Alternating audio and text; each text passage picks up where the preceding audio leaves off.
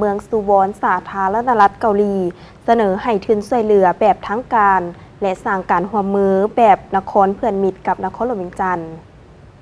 ท่านภูวงศ์คำสาวของเจ้าของนครหลวงเวียงจันทน์ได้ให้เกียรติต้อนรับการเข้าเยี่ยมคำนับของทานคังแทวอนประธานสมาคมความหวังแห่งอนาคตซูวอนเมืองซูวอนแขวงกิยองกิประเทศสาธารณรัฐเกาหลีในวันที่24มิถุนายน2025อยู่ที่ห้องว่าการนครหลวงเวียงจันทน์โดยมีจุดประสงค์เข้ารายงานแจ้งเจตจำนงในการให้ทุนช่วยเหลือแบบทั้งการเพื่อการพัฒนาหรือ ODA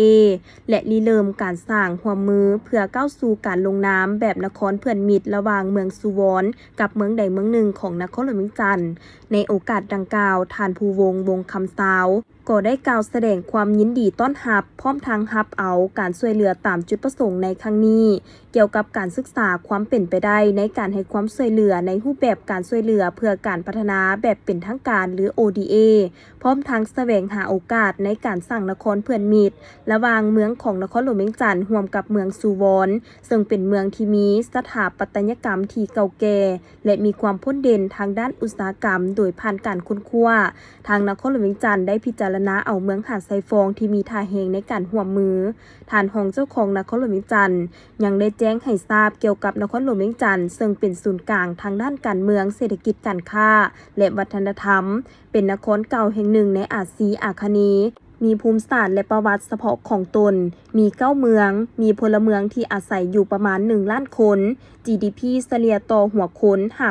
5,525 ดอลลาร์สหรัฐสภาพเศรษฐกิจแมนมีท่าเอียงขยายตัวเฉพาะเมืองหาดไซฟองจุดพิเศษแมนมีด่านเข้าออกระหว่างประเทศรวมกับรัฐอาณาจักรไทย2แห่งคือด่านสากลความมิตรภาพลาวไทย1และด่านท้องถิ่นท่าเรือพร้อมนั้นยังเป็นที่ตั้งของสางเคียนไทยสินค้าทาบกฐานาแรงมีเส้นทาง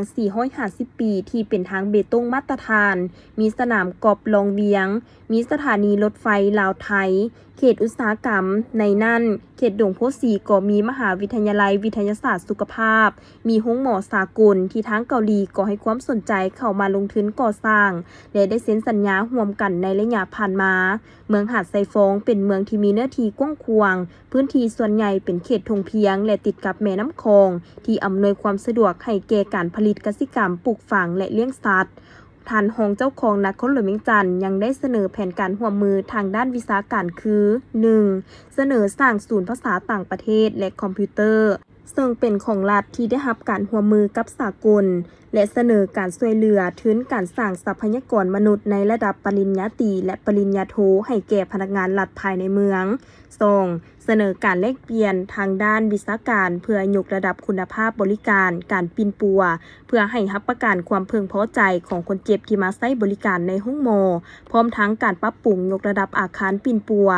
3. เสนอโครงการฟื้นฟูแหล่งท่องเที่ยวประวัติศาสตร์ก็คือการเดินสำรวจบ้านทรายฟองเหนือบ้านทรายฟองใต้ที่เป็นเขตเมืองเก่าทรายฟองกำหนดเป็นมรดกแห่งชาติระดับท้องถิ่นส่งเสริมด้านวิชาการให้แก่บุคลากรบริการท่องเที่ยวอยู่ขันฮักฐานบ้านพร้อมทั้งสั่งโครงการแลกเปลี่ยนเวียกงานการท่องเที่ยวของทั้งสองฝ่ายโอกาสนี้ทานคังแทวอนกล่าวว่าจะนำเอาข้อเสนอไปค้นคว้าพิจารณาเพื่อให้ไทยการร่วมมือเป็นรูปธรรมและมีผลสำเร็จตามจุดประสงค์คาดหมาย